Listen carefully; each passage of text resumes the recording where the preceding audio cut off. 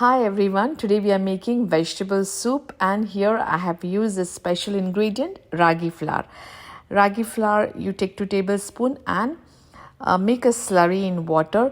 Millets should be always soaked before using it, that way they get activated and you get maximum benefits.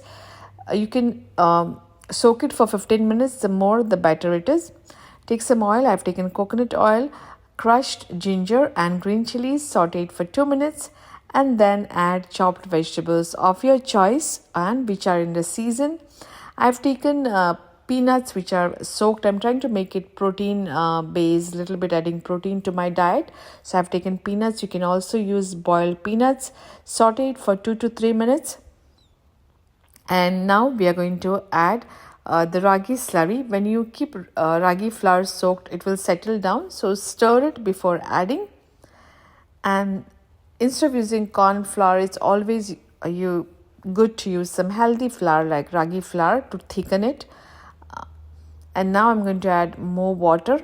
You can adjust the water as you go, but always if you're adding water afterwards, then make sure it's hot water so the cooking process continues. Boil it for about 3 to 4 minutes after adding salt. And you can add green peas, corn, anything you like. And if you don't like a little bit raw peanuts, you can use cooked peanuts for this. You can also add chickpeas, so make your own variety. So what I do is once soup is cooked for 3 to 4 minutes, then I put off the gas stove and add black pepper, cilantro and lemon juice. So the freshness is there and it's the soup is hot, so the freshness remains. Do try this, like put off the gas stove and then add these ingredients and enjoy.